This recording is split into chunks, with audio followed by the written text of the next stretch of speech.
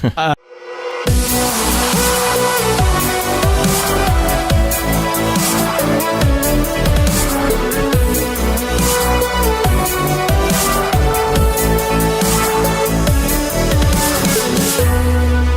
up, bros? Welcome to another Brograph Brocast. I'm Dave. And I'm Matt. Joining us today is Mr. Brandon Clements. Hey, how's it going? Brograph is a supplement to our site, Brograph.com, which is a motion graphics tutorial site with tutorials, plugins, podcasts, and other MoGraph stuff. And on the show, we talk about everything ranging from motion graphics to Cinema 4D, After Effects plugins, render engines, doing business, doing taxes, being a contractor, or working for the man. You kind of slurred those last ones.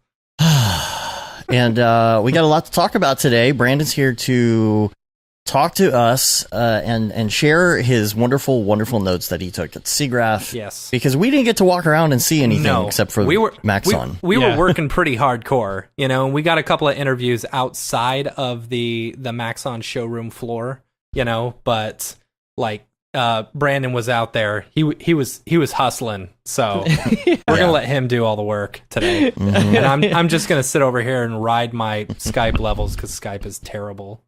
Yeah, we're having tons of Skype issues. So before the show, every single one of us had a Skype issue, and it's okay though. We're gonna switch to Discord pretty soon. So like, as soon as we've Dave got gets camera his new problems, computer, microphone problems. We've got like, I've got a lag on my thing here. It's awful. So I built this new computer. Everything's posting. Everything's working. I haven't installed Windows or anything on it yet, but it's beautiful. I'm gonna call it. I was actually debating what to call it because we name all of our stuff after Rick and Morty characters. But I went with Squanchy. I like Squanchy because I've got the red and the white fan. So we got a lot to go through today, so we're just going to get right to it. If you want to email us, you can email us brograph@brograph.com.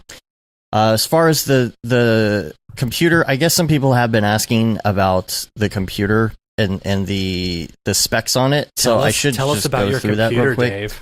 So we were talking about the fact that the new Threadrippers came out, but basically when I looked to see how much money I would actually save if I got a different one, it was only like $70, and it wasn't worth me sending it back. So I just went with what I had, which is fine. Yeah. Now let me go to my saved parts list, and I'll tell you what I got here. So the hardware channel on Slack has been very great and instrumental in helping me with this. Along with PC Part Picker because it helps me with the compatibilities. So. And Sage. Let's not Sage. dog Sage at all, because Sage has basically built every single computer for every single person on the Slack. True. And he really helped you build yours, which I based mine on. Yeah. Really. The AMD Threadripper 1900X 3.8 gigahertz 8-core processor is what I went with, which is now down to $107. So that was the price difference. Wow, yeah. The Threadripper. It's now I'm sorry, down $307. Yeah, $307. I was about to say it's down like $70 or something like that. It's got a CPU cooler, which is pretty cool. The ASRock X399 motherboard. It's pretty nice. And let's see, I got 32 gig of Corsair Vengeance LPX 16 gig DDR4 3200 memory. I got myself actually two different hard drives. I got an M2 solid state for the main brain of the thing, and I got the 500 gig, and then this isn't what I got here. I actually got the Samsung 860 EVO 1 terabyte for a secondary solid state. Cool. Now, for now, I put in a GTX 1060 because I just wanted something for now, and just kind of waiting, and we'll talk about that today, of course, about what the options are for these new cards. Nick Scarcella says, wow, we almost have the same build. Nice. And you must have gone through Sage. Right. Because we have the same build, too. The Thermaltake Core P3. Now, I always want to call it Thermaltake because it's like an Asian company or whatever. And so I'm assuming, like, when I see a name like that, I'm like, wouldn't that be Thermaltake? But apparently it's Thermaltake. Yeah, well, there you go. So I was actually surprised. It seems like because it's taking in the air or pushing out the air. I don't know. Taking the thermalness Right. the temperature. I don't know. And I got to tell you, I'm really impressed with this EVGA power supply. Yeah, it's great. Really, really great. It's a 1200 watt power supply, and the thing about it is that it has a million outputs on it. You know, and it's just so great in that aspect, and it has everything perfectly labeled. Like, this is the best power supply I've ever bought. It was $180, so it was a little more pricey than some, but yeah, it's running. I also got some orange fans on it. It's looking pretty dope. Yep. So I couldn't agree more about the Supernova. It's like an amazing product. And EVGA, like, they stand by everything they make. So if there was anything that was going to be wrong with it, you know that you'd be in good hands. So that's a really good. I love that power supply. Yeah. So okay, let's talk about our announcement that we made. Oh, we're just jumping right in there? Yeah, we're just going to jump right in there and talk about it. So the Mograph.com. Mograph.com. If you guys it's something that we've been working on. We've been kind of like putting the blueprint together, and now we are finally excited about, like, you know, building it all and putting it out there. So we're working on it right now. And so, yeah, if you guys haven't had a chance, go online, check out mograph.com. We've had the domain name for a while, like probably about a year and a half. Time. And it's gonna be good. It's gonna be a big hub for motion designers. And hopefully, the way that I've said it is that we're not out to make money on this endeavor. We're out to make sure that all motion designers and mographers will be successful. And that's my goal. Exactly. We want it to be a super positive community with tons of encouragement for people, especially if you're new. You know, it's very what's the word I'm looking for? It's very intimidating to be a new motion designer. And see all these great things that people are doing, and want to be like, hey guys, here's my new reel. Yeah. You know, and like, I hope you like it. I hope you like it, dude. I've been seeing that everywhere. It's so easy to dog on someone.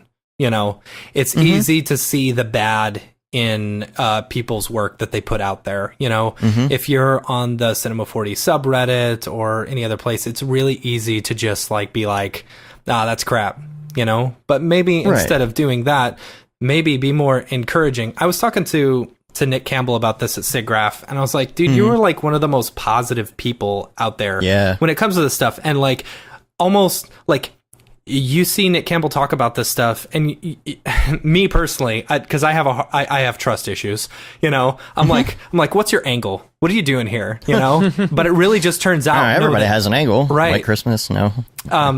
It actually just turns out that no, he's actually a genuinely good guy who cares about like helping people out in this industry, and so you know, we want to do that as well, and so you get to learn from like all your favorite artists, and we're bringing more people on board. And anybody who's interested needs to sign up. And if you want to get involved in anything, like if you got plugins that you want to sell, you know, if you want to get involved in helping in any way, even if you want to be a teacher, you know, these are paid courses. These are teachers who will be getting paid. So if you want to get involved, go to mograph.com and sign up, because we need 4 more signups right now to hit 1,000. We're super happy. Like the feedback from it has been really positive, you know, like 95% positive, you know. I love that everybody's into it, and it's going to be a great positive community. And really another thing that we really tried to stress with this is to be very inclusive of both men and women in this industry, trying to create a you know, an even playing field for everyone, and not try to have it be so one-sided. Even though our industry may be a little bit more one-sided towards the male side, we're trying to even it out. So that is like number one in our brains right now, that we are trying to be as conscious about as possible. So Yeah. We got one. There's one. There you go. So it's going to be, it's going to be next year before this really gets going. We got a lot of stuff that we're working on to make it all happen, and working with the developer and all of this. So, again, looking forward to that, and I'm glad everybody's so excited about it. So, yes. All right. So, can't find the sign up page on the site. Is it down again? We've been having weird issues with that. But I'll we'll tell get you it what. fixed. It's like it's weird. Like sometimes the form disappears. And sometimes you have to like refresh or try another browser. It's there in, and then we put it back. And it's then there in Chrome. If you're using Firefox, it's so weird. Like sometimes it disappears on Firefox and then it works on Chrome. Yeah, it's there for me. So I don't know. Isn't that weird? Yeah, that is weird. Anyway, yeah. Okay, yeah, I've got it on Firefox and Chrome. It's working. So anyway, all right, let's talk about Siggraph. We got a lot to talk about. Yeah, we do. And Matt has a heart out, so we're going to talk about as much as we can before he has to leave, basically. Yes. With a little bit of time for Beeple's People, because we haven't done that in a long time. I know, yeah. And he's got some really good ones. So, let's I guess jump into Ravcock. What's your flavor? What's your flavor?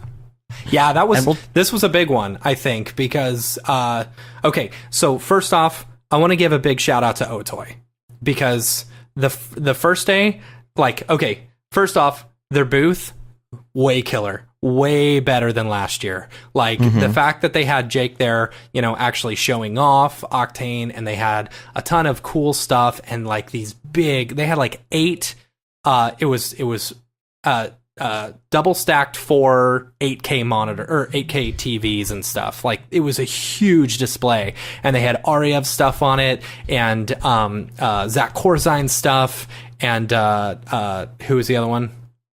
Anyway, they had all this stuff on there, and like it was just beautiful. So they really stepped it up. But I was a little pissed the first day. I was like, because they made this big announcement of version 4, and here's what's coming in version 5, and I was like, what the heck is going on? Like we're still on 3.08 or whatever. We don't even have a version 3.07. Yeah. And so what was so funny, I was like, come on, you guys are announcing this stuff, but then the very next day they released the 3.0 or the 4.0 version for C4D, basically the release candidate 1. So that subsided me quite a bit, and then I got excited about version 5 because we got to see a preview of it. And I will tell you, like, we're not going to be making any money on our Spotlight anymore. Yeah. Oh, well. I even told Jules, I was like, well, there goes my plugin. Yeah. He's like, you had a plugin? I was like, yeah. Oh well, it's all good.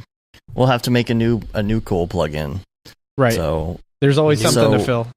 Right. That that stuff he was showing us in 5. We just hit it. We just hit it. All right. Nick Scarcella, you were it.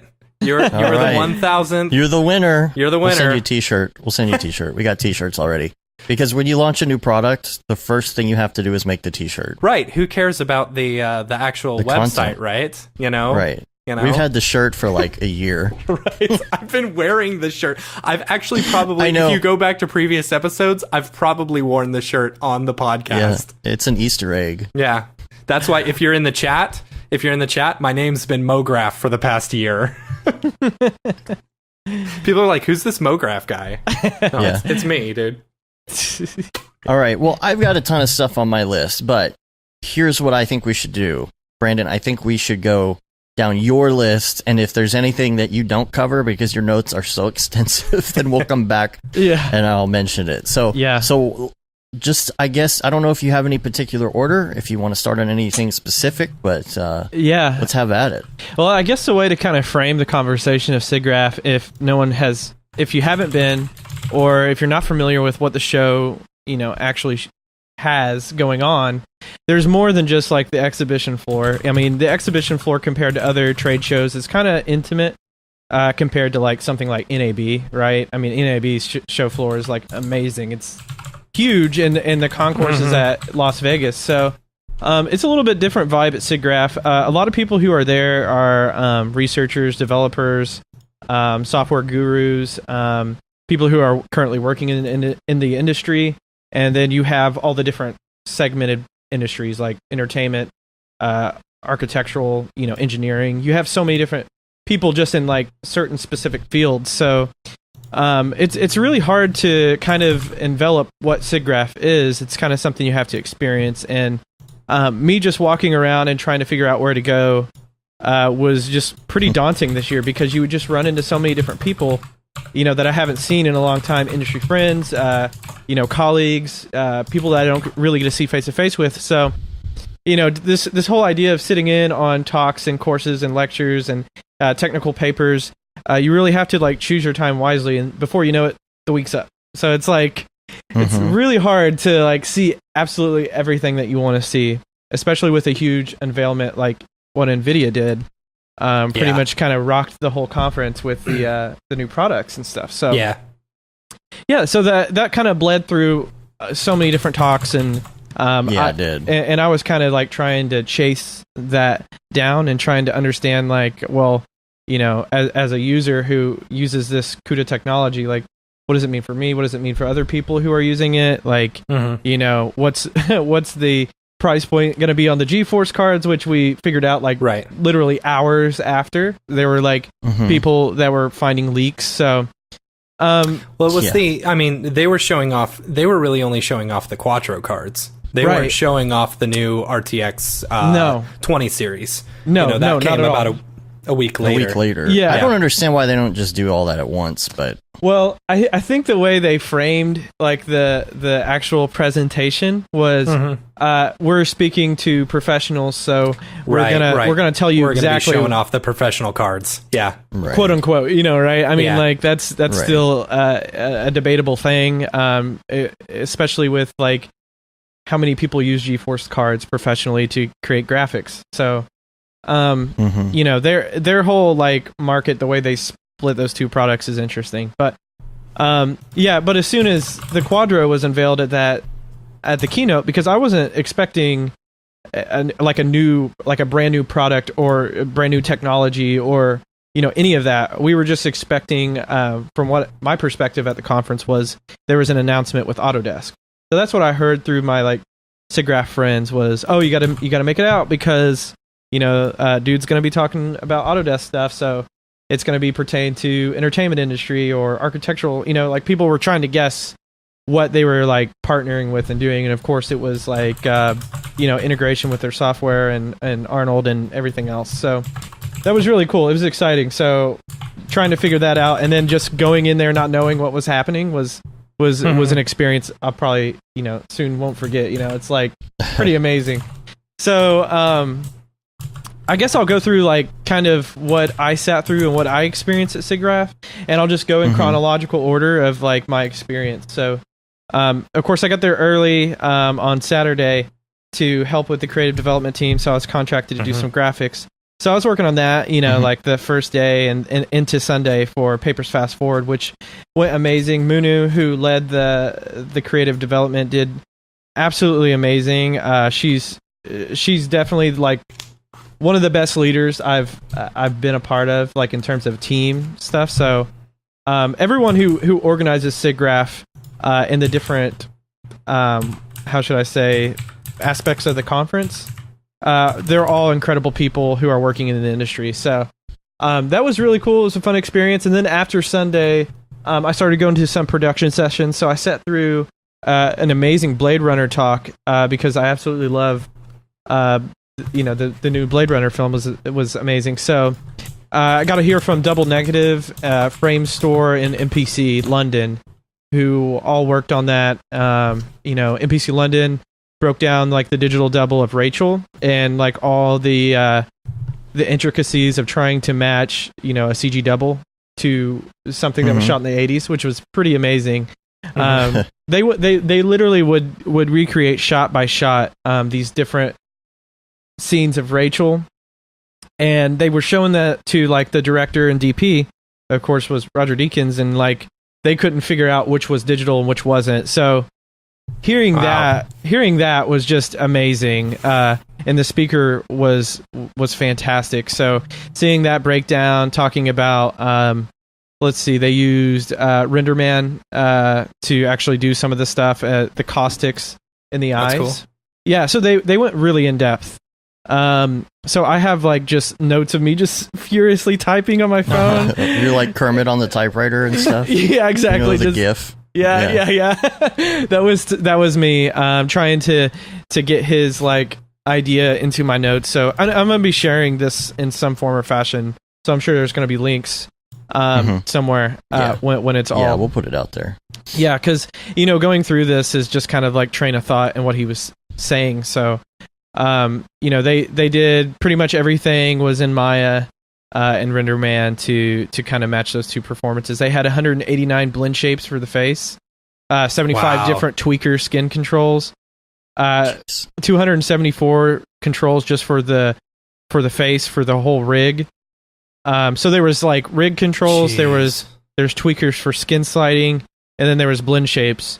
And then they had like all these different eye folds that they were doing for her blinking. So it was like extremely in depth. Like it was insane. It was insane. And then they went into talking about rendering and subsurface scattering, how they helped dial that in.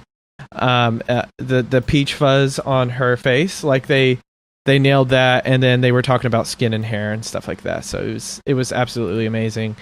And then Framestore, they talked more about. Theirs was kind of more general about workflow with working with Weta to get these. They actually built miniatures, so they shot these miniatures with Weta on, in New Zealand. They built these little sets.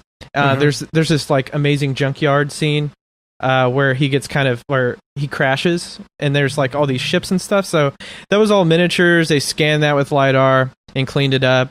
And then they were talking about how they took reference from like Iceland and all these amazing different kind of locations and brought them together, and also talked about the Vegas scene, like how they rebuilt Vegas. So I have notes in here talking about the hows and the whys, and I think those are the most interesting parts of that. And then Double Negative, they worked on like the actual city itself.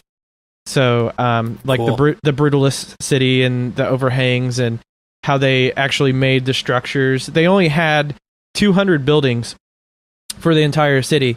But they made sure those 200 buildings from each angle represented a different silhouette. So like every building was strategically made, which was really awesome. And then they had 12 mega structures, which were these kind of like massive buildings that they would kind of build the entire city around. So they only had 12 of those, which I thought was really interesting. There was a lot of really interesting stuff in that talk, and it was probably the best production session that I've ever been to out of the 8 years of Siggraph, just because they really didn't like they let you see past the curtain. Like they didn't not show anything, like it was all on display. So it was really cool. I gotta say, this year's Siggraph like was so good. Yeah, like I think it has. I think it really has a lot to do with Vancouver and Canada. Like the I don't know. It's just. The way the feeling there was just so much nicer than LA a couple of years ago. LA just, I don't know. I have, there's like two thoughts on that for me. I feel like it was definitely a different vibe than LA. Like I kind of liked the turnout at Maxon a little bit better in LA, honestly. Really? I did. Well, because there were so many locals there, you know? Yeah. I think that's what it is. I think it was a little bit different clientele, basically. It felt a little different, although I really, really liked Vancouver in general a lot more. Yeah. I mean, everything down to like, even before like we would open the booth in the morning when we were there, they would just open these little stations with free coffee and stuff for the people. Just all these little things, right? And the city is clean. Oh, yeah. It's just, there was so much. And so there's things I like about both of them. Right. We'll see what it's like in DC in a few years. But, I have my own thoughts on that. Dude, I'm pumped about DC. I love DC. It's one of my favorite cities. Yeah, I just for the conference as a whole, I wonder how that's going to affect turnout and revenue for the conference. And it's a risk for sure, but and I think they're doing it a little bit earlier in the year too, like in July or something versus in August. Yeah. So that will be interesting to see. You guys think the turnout will still be the same as the convention center? I don't even know what it's like. Yeah, I have no idea. Yeah, so that will. I don't think it really matters where they have it, because people within our industry are gonna go no matter where it's at. Yeah. The people who are gonna go, who are gonna fly to Vancouver or fly to LA, are gonna fly to wherever it is. Yeah. I agree. But I've always heard that LA is like the place where Siggraph thrives, like in terms of attendance. Yeah, I mean, I believe that as far as attendance goes, because there's so many studios there. You know. Yeah. It's pretty insane, and just kind of moving along with notes. But I went to a talk, and I've been to this talk every single year of Siggraph that I've went. Like even as a student volunteer, if I had time to break away, I always made sure to go to this talk because it was always the most interesting. They showed the most footage, and the studios really just showed their way of working and the tools that they're working in. So it was all advancements in real-time rendering. So that's the talk that I always go to every year. It's amazing. And this year, this was right before the NVIDIA keynote. So I'm sitting in there. I just kind of walked in on the left side, and I walked right up to the second row because I just wanted to be near the slides, because I knew it was going to be about Unity HDSRP, so the High Definition Scriptable Render Pipeline acronym or whatever. I know some of which those is a words. It's an absolute mouthful, and it's ridiculous, but it's basically Unity's way of moving away from their legacy black box rendering engine, which you couldn't really tweak at all. It was just Unity's renderer, and you couldn't build your own pipe on top of that. So what they've done, in short, is broken this into a scriptable, manageable, modular system where you can, if you want, build your own render engine from like the ground up and set all the rules and do everything you want. So it's pretty amazing to see that, because you know that build my own Octane. Well, you know that you know the community the community that is behind Unity, that's doing indie games, even studios who are pushing out amazing products, games are going to start sharing some of this stuff, and it's going to cultivate like a really cool way of working, even for people like us in our industry who are maybe just using Unity for installations, maybe not for games, but for just real-time rendering in general. It kind of it opens the pipe up to do some really incredible real-time stuff, because you can tweak the render engine to almost any project. That's the idea, right? I mean, you don't have to have this bloated app. You can just make it really light and fit to your project. So, enough about that. But I got to sit behind Sebastian, who is one of the dudes basically the dude who is heading up the team in terms of graphics programming, and he came from DICE.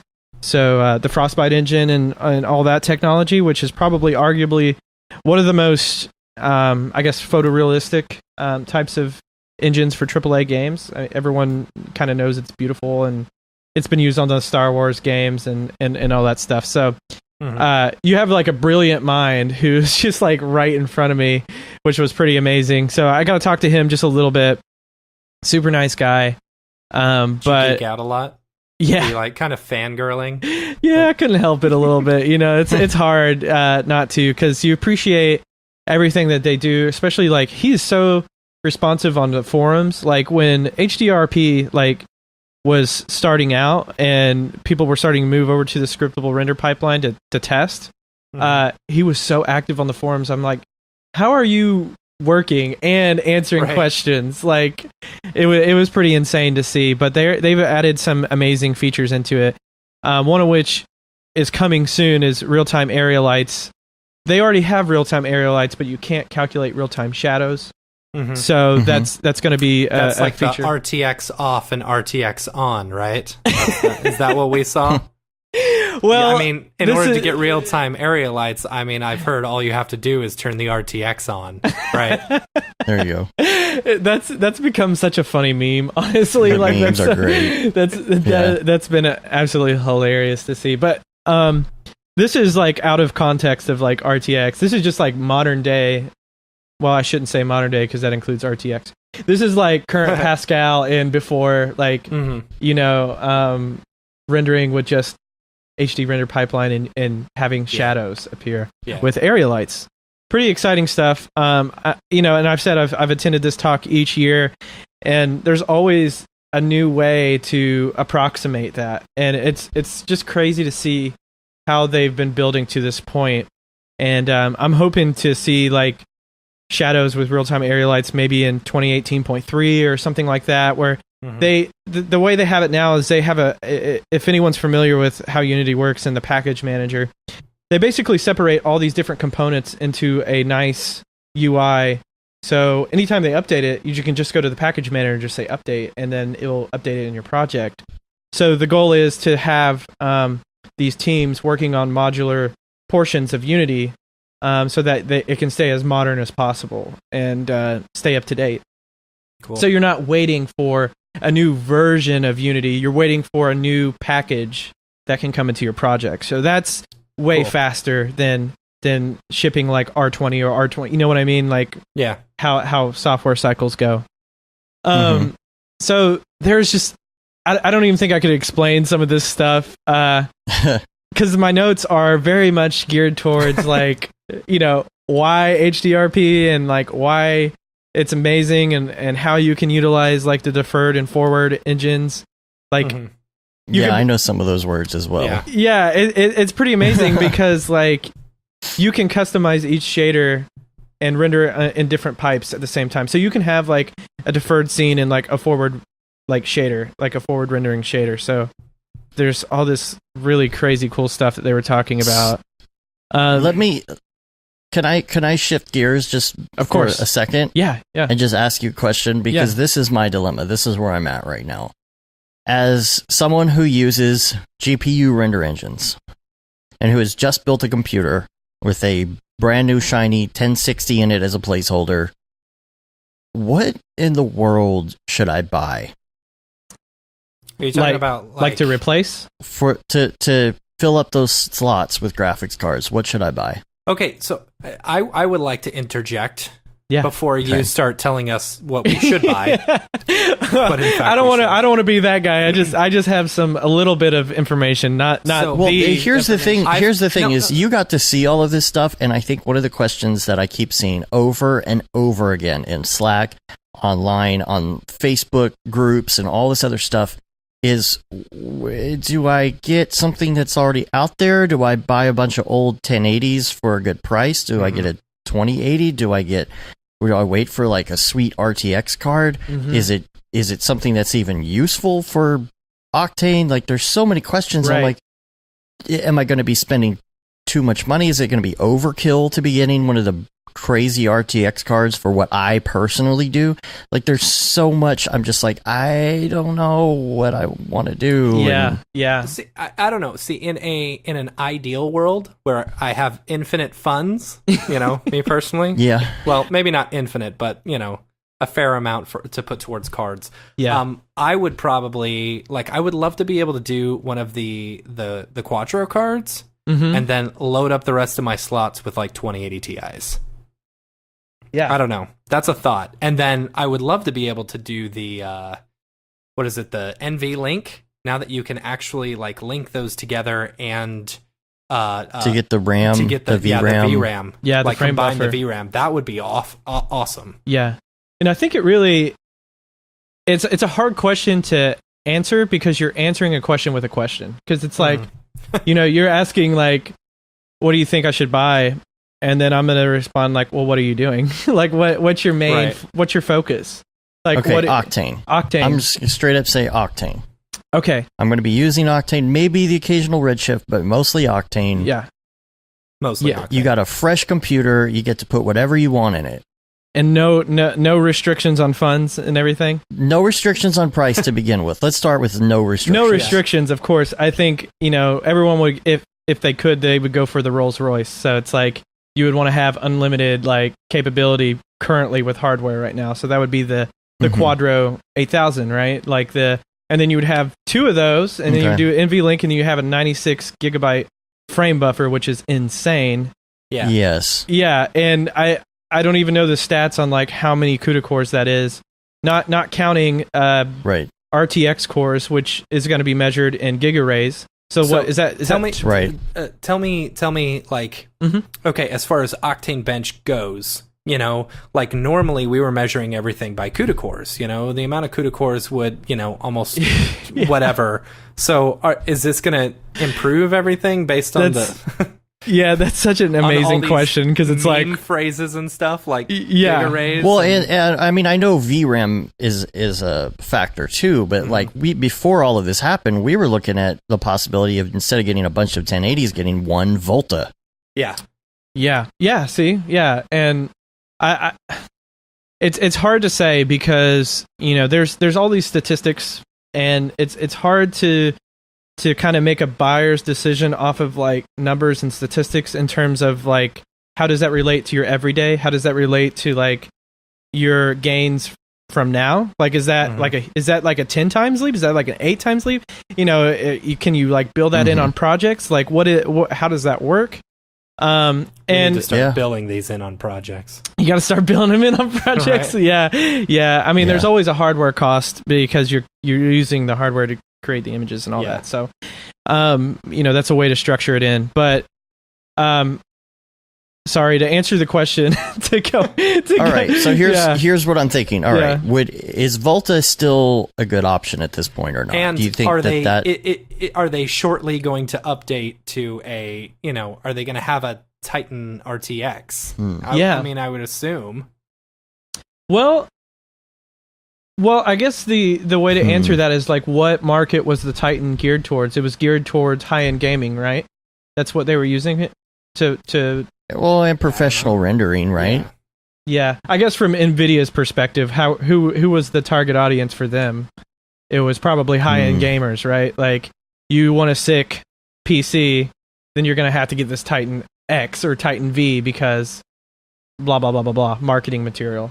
But I guess if you just look at the core components of itself and you strip away all the marketing and then the titles and everything, I would say Volta, from what I've experienced at Siggraph, is actually trumped by that one. What was it?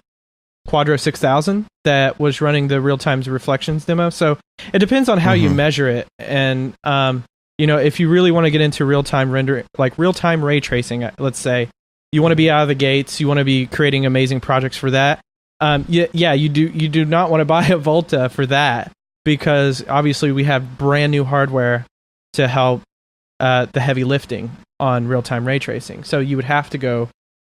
I guess you would be forced to go with the RTX Quadro in that case. Okay, what is the lowest end RTX? The one that's 20. How much is it? The 4,400. Yeah. The 4,000, right? 4,000, 6,000, 8,000. I think it's the 5,000. Or okay. Yeah. So what's the price on the lowest end? RTX. So it's 1,900, 2,100. No, the cheapest one is 2,400. 2,400. The 5,000, I believe. Okay. Yeah, the RTX so 5,000. if you had to choose between, let's say, three choices, okay? Yeah. Between that or getting a 2080. Let's start with those two. What would be the disadvantage of getting a 2080? 2080 or 2080 Ti? 2080 Ti. 2080 Ti. Yeah, we'll just kind of go with the highest bench of each marketed product, right? Because I mean, the GeForce is geared towards gaming, and the Quadros are geared toward professional workstations, right? But I'm comparing the lowest Quadro to the highest 2080. The lowest Quadro to the highest. Oh, because that's kind of my price range, right? I could spend anywhere from 800 to $2,000, let's say, somewhere in that range. Or you could spend $2,400 for 3 1080 Ti's or 4 1080 Ti or however many. Yeah. So that's kind of where I'm at. I'm like, do I want to go with some old stuff and just get a whole bunch of power in the box? Do I want to get one of these really expensive ones? Like maybe one of these really expensive ones is better than a 1080, but maybe it's not better than 4 1080s. Mm-hmm.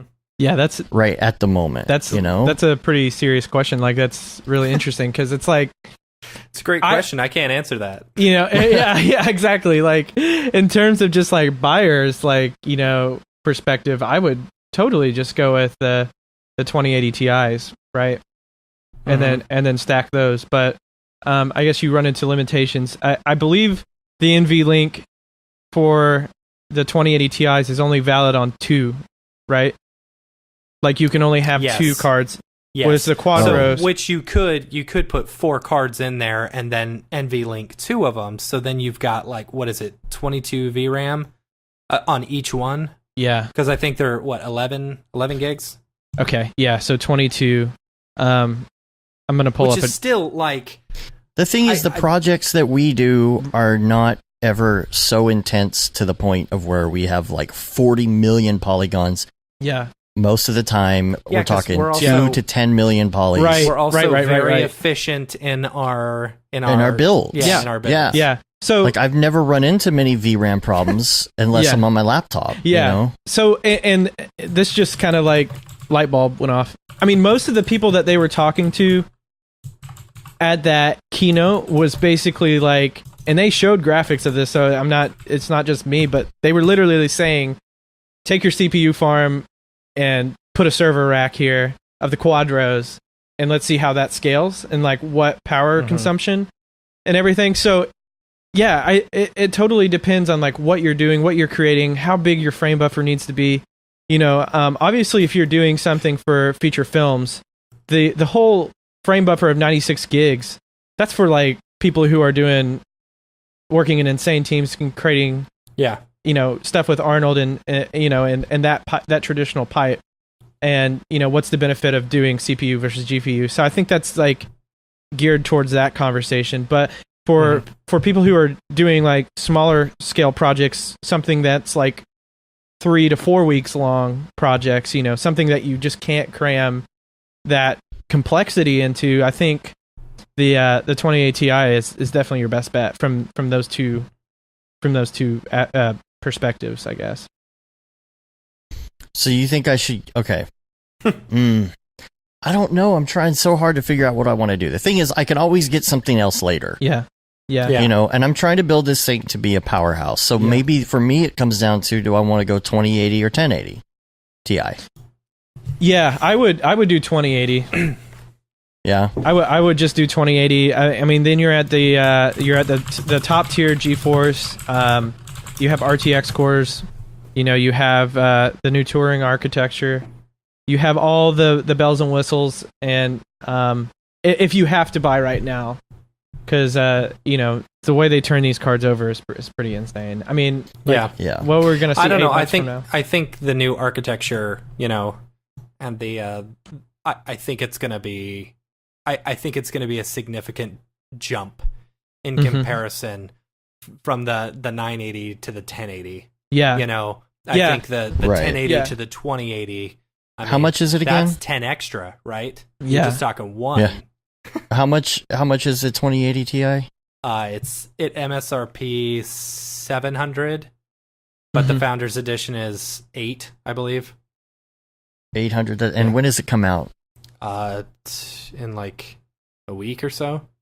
Okay. You can pre-order it now. Yeah. See, that really sounds... 800 is not bad. No. Because I feel like I could order 2 of those to start, maybe even 3, put it in there with the 1060, and I would have some pretty serious power for a relatively small amount of money. Yeah. In comparison to, like, I could just buy one RTX, like Quadro or something, So I don't know. Here's a question. Chris Pretty's bringing this up in the chat. The blower style versus the stackability. Like that's that's the problem. Yeah, because that's the problem. The Founders Editions or whatever, they are they slightly bigger? Like, are they taking up 3 slots instead of 2? I'm confused about this. Yeah. I did. Let me see. What was that?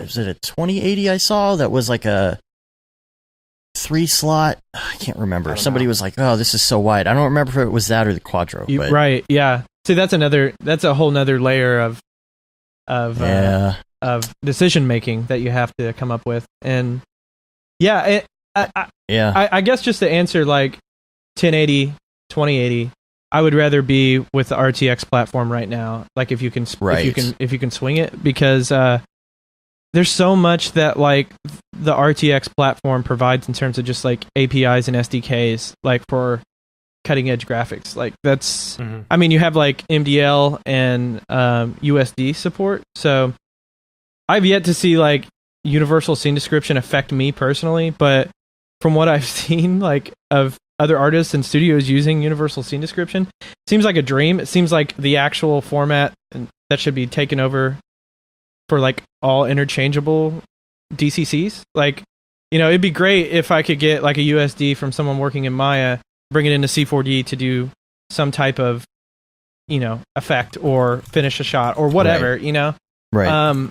You know, FBX, you know, Autodesk has that kind of locked off, and Blender doesn't have FBX because of the whole patent and stuff there. So, right. I believe MDL is fully open source now. I could be wrong.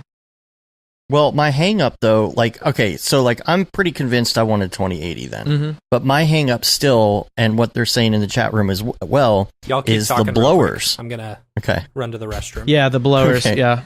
The blowers, because like I just built this thing. It is an open air case, so that does help. However, if I get 3 of these, I'm going to be cramming them in there, and they're going to be blowing on each other. And so far, you know, maybe these other, you know, they have the third parties, EVGA, all these other people come out, but maybe they'll come out with one with the blower going out the back. But I might have to go water cooled if I'm going to go this route. Yeah, I'm looking in the chat, like Adam Steele and Chris Pretty, and Chris Leone. Those are the people that I go to for those problems, because I geek out so much on the software and hardware capabilities that, you know, stuff like that just goes over my head, like, and then I'm fucked, like in some way, you know, because like I'm blowing hot air. Sage is saying in the chat room that OEMs are going to make blower style cards.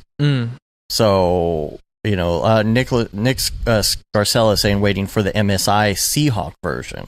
Maybe that's what because I mean, if they're all going to be blowing on each other, they're all going to be overheating, and I'm going to have to underclock them or something to keep them stable. And what's the point? I could just get some 1080s and blow out the back. Yeah.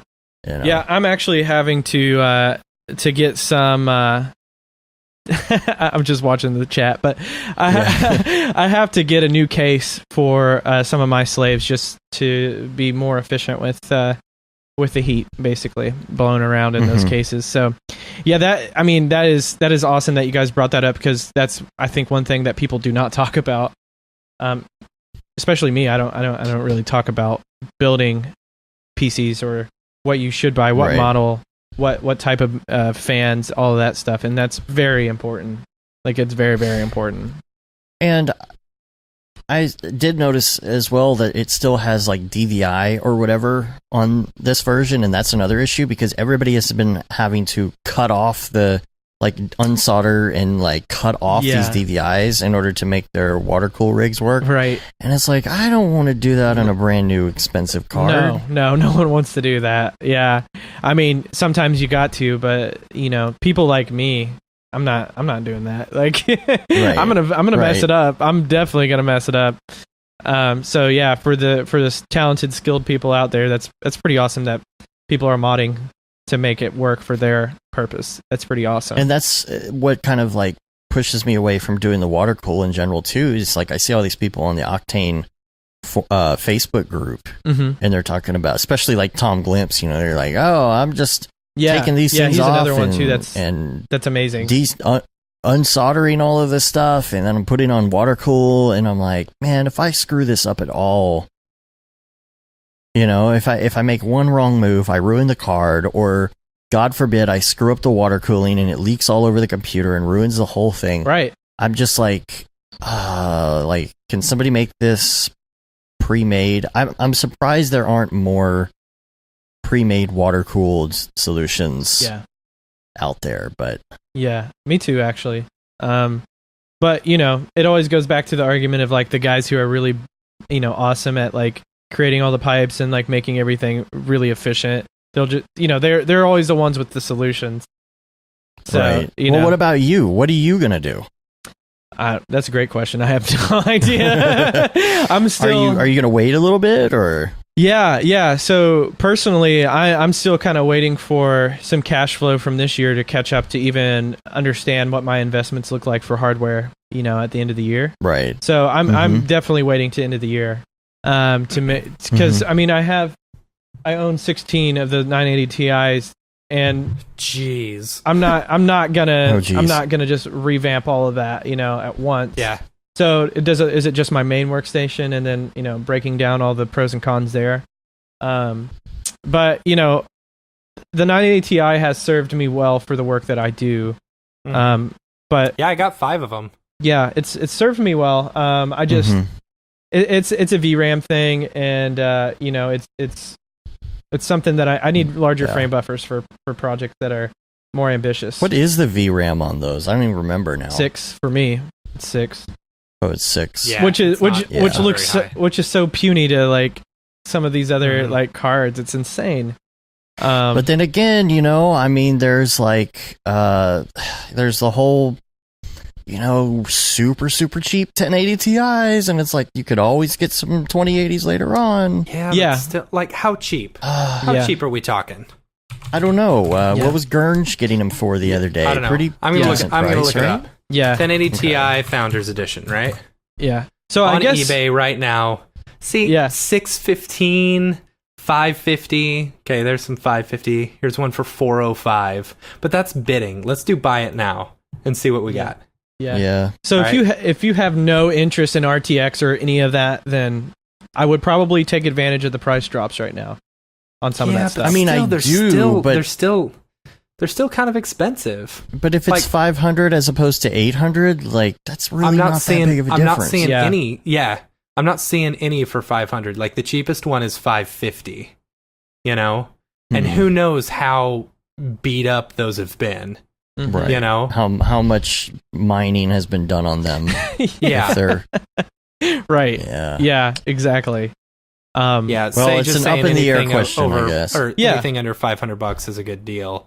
I mean, but still, I would rather spend the extra $300 per card and get some 2080s, because I feel like in the long run, you're gonna get better performance. You may have to wait for the software to catch up, but you're gonna have better performance based on it.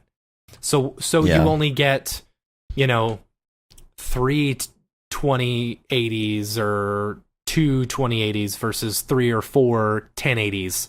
I feel like it's going to be much more valuable to you in a very short amount of time. Yeah.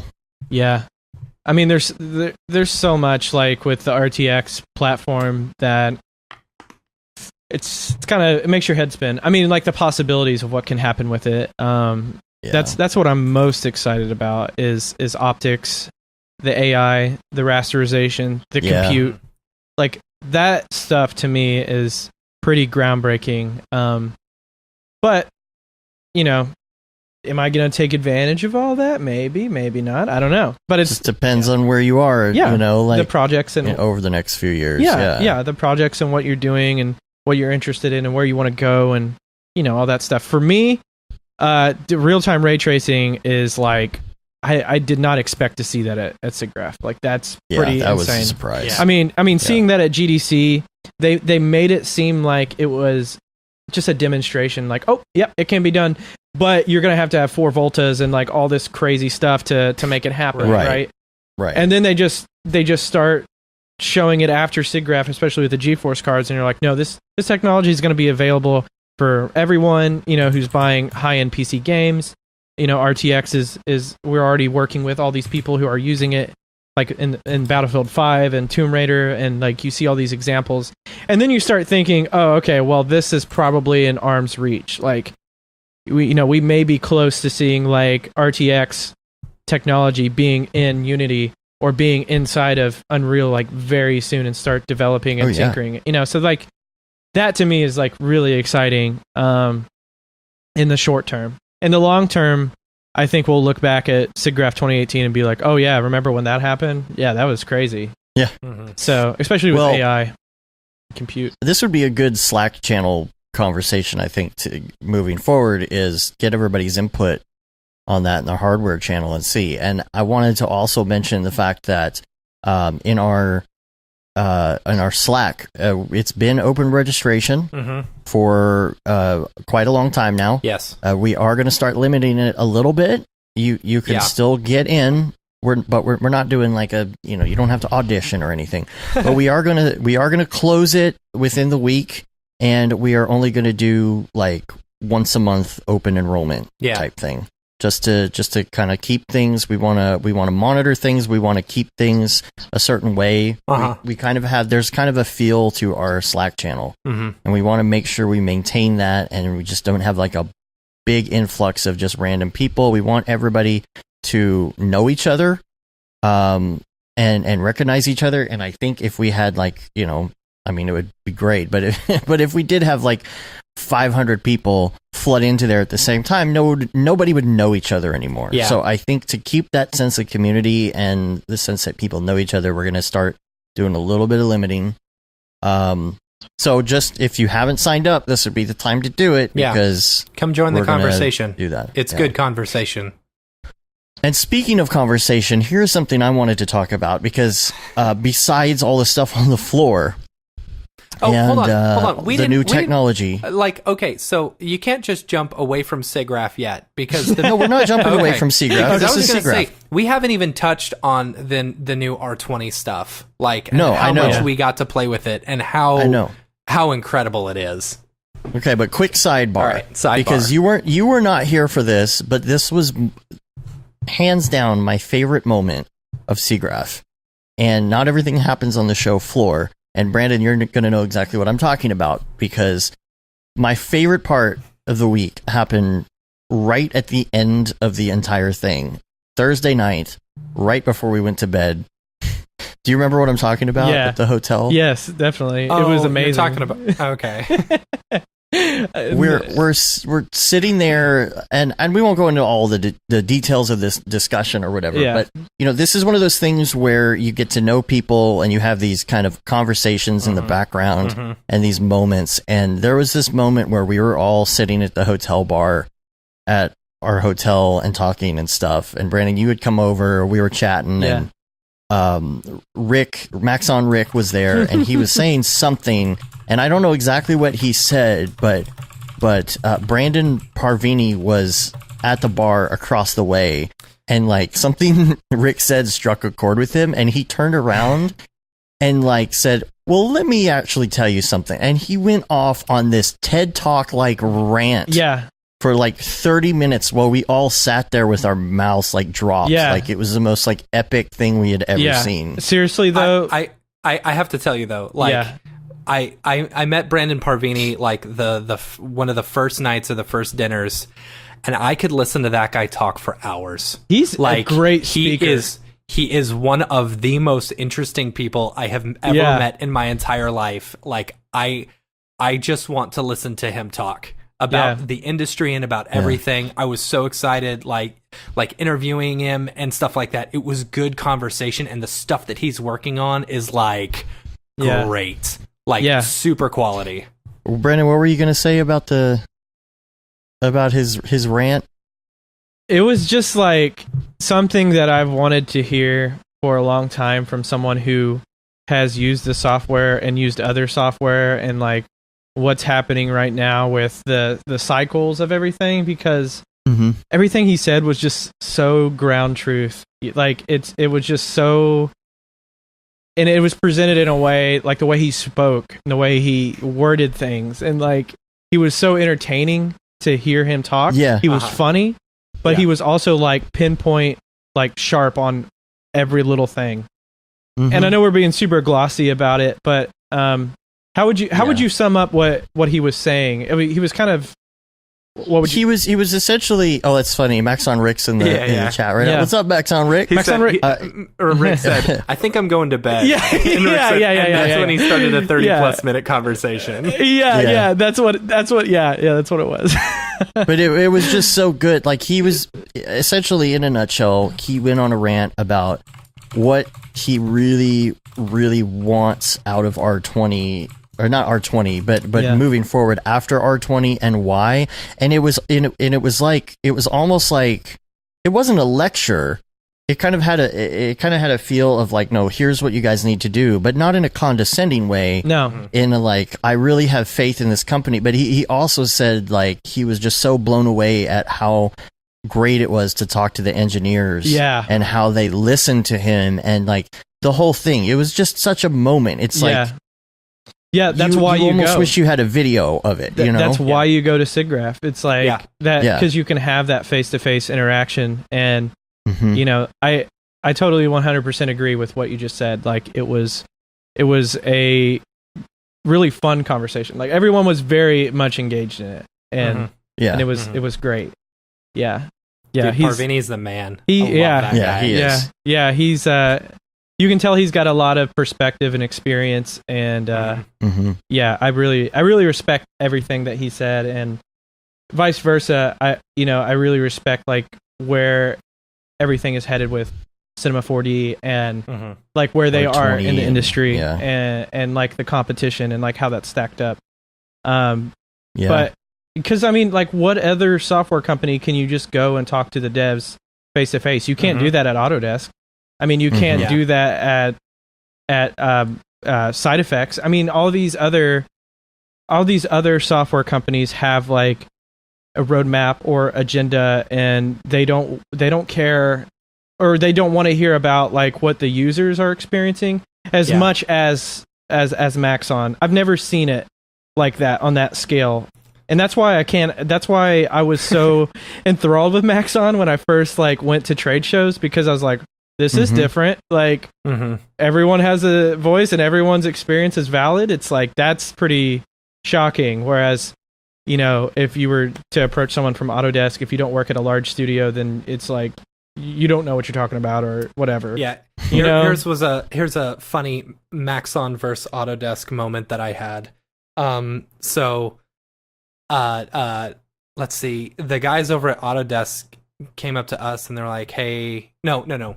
I needed a Arnold license for Chad Ashley, you know, so that he could show it off and stuff like that. Yeah. So I walk over to the Autodesk guys and I was like, hey, you know, I'm with Maxon. Can we get an Arnold license for C4D for Chad Ashley? And they go, oh, actually, Chad Ashley needs a license of C4D for us. You know, because he was showing off some stuff there. Right. And so I was like, oh, yeah, sure. So I walked over to, I needed the MAC address for the copy of Arnold. So I walked over, got the MAC address, and I talked to Rick, and I was like, hey, Rick, can we get them a license for C4D? He's like, yeah, sure. So he hops on his computer, you know, gets a license for us. He emails it to me. I email it over to them, and then I walk over and I was like, hey, cool. Okay, so I got you that license, blah, blah, blah. Can I get the thing of the Arnold one? He goes, yeah, I just sent one over to my sales guys. They'll get to you shortly. And I'm like, well, okay. There's so no direct. Yeah, I got to go through sales. Yeah. And that's kind of the thing too is, I should paraphrase. They did get it to me. They did get it to me relatively quickly, but it wasn't about just being able to walk over to someone and say, hey, I need this now, and they're like, okay, you know, that's one thing that I really like about Maxon. It's like they're very hands-on, and the fact that here's something that like people don't realize. Okay, so Donovan left Maxon to go, you know, pursue other things. And he was the one, if you've presented for Maxon before, he's the one who's kind of giving you the constructive feedback. The feedback and the constructive criticism on your presentation. And he does a great job. He's very thorough. He knows his stuff really well. Well, he left, and now you've got both Rick and Paul are watching every single presentation. So while with other companies, It's not normally that you have the CEO of that company sitting down, watching all the presentations and giving constructive criticism, or, telling how you should be going about, using the tools. Like, that to me is crazy, that you've got someone so involved, and so high up in the chain that he knows this stuff so well. Like, okay, there's a better way to do this, you know? Mm-hmm. Yeah, that's crazy to me. Yeah, it's pretty amazing. Yeah. That's unheard of. And as far as the stuff that they come out with for R22, like it was so much fun just to sit back at one of those stations and play with the VDB stuff. I didn't really get a chance to play with Fields much, but I'm like so stoked. It's coming out. When is it coming out? Like the beginning of September? Soon or something. I don't know. Maybe Max on Rick will tell I us. cannot. I mean, I need a whole day to just sit there and experiment with all the new features. I'm going to schedule that, Here's what I loved about Siggraph this year. So normally, at least last year, you have, you've got the back stations of the booth, and you've got all these people. Okay, Rick says early September. So early September. So, with normally at Siggraph or NAB, you've got these backstations, and you've got, just us just chatting, and occasionally someone will come over and we'll be like, hey, how's it going? Let me show you some of this stuff, But this time, you had every single person who was presenting, or like tons of people standing around trying out R20. Yeah. Because to me, this is me personally. Maxon brings us along and they take us out to dinners and stuff like that, but I don't get paid to say this, but this is going to be a huge release for them, I kept telling them, I said, dude, the features that you guys added is going to be like just huge. You guys, right. I kept telling them, I said, you guys are going to make so much money off of this because it is such a good update. Yeah. Anyway. Yeah, I apologize and this is the last week to the stream people right now, because I know it's glitching out and I cannot fix it right now. But so Rick said, reminder, this is the last week to renew your MSA or take advantage of the August promo. Buy R19, get R20 free. So if you haven't, I suggest you do.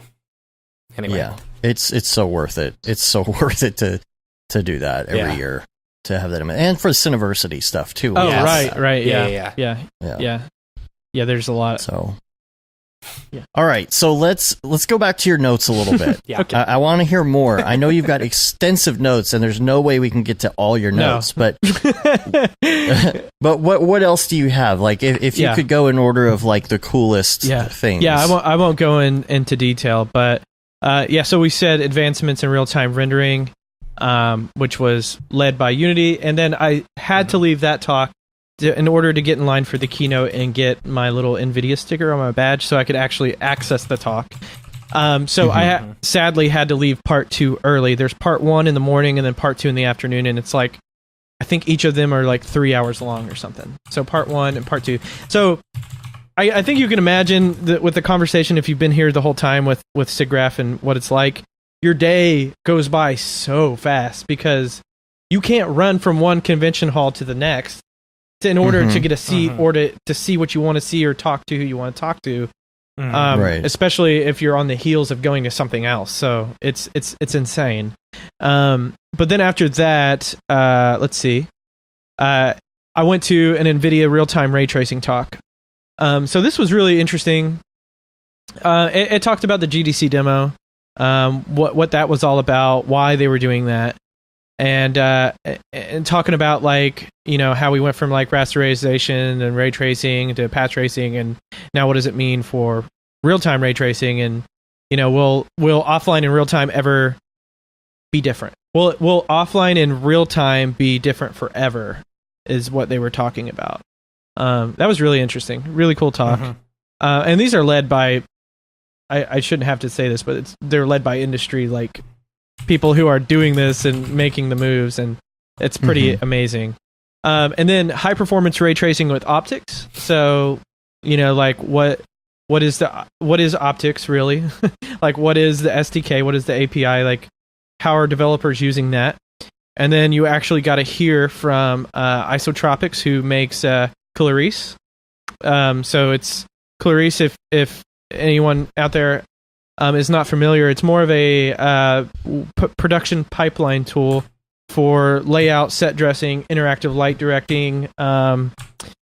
It's a little bit bigger than like Katana, because like I know Katana, like people are familiar because it's like the Foundry, and people see that more than Clarice. But Clarice is insane. I have some statistics that were just like, what? It was so crazy.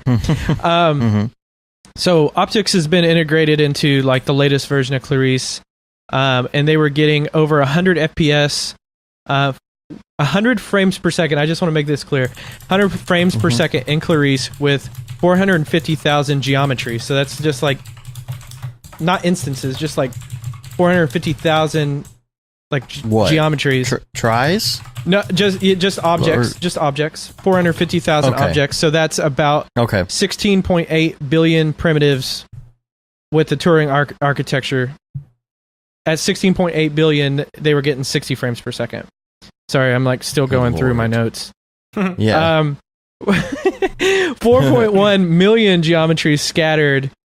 So that's like over 100 billion primitives, and they were getting around 16 frames per second. So it's like this tool is made for like if you have a full like environment and you're running a camera through it. Like they were showing these like speeder vehicles coming through, and the camera's like trailing, and you're seeing everything in the scene. It's not fully shaded or anything, but it's like a viewport playback for shot setup and look dev and all that stuff. So yeah, but they were using it's amazing because like every year you're like, oh wow, I can't believe like how far this has come. Just imagine where it's going to be in 10 years. Yeah. And then the next year it's kind of almost where you thought it would be in 10 years. Yeah, so there were it's incredible. Yeah, there's like no rasterization. Everything was fully ray traced, and they could visualize ambient occlusion. So you could clearly distinctively see like characters on set, foliage, all kinds of stuff. It was amazing.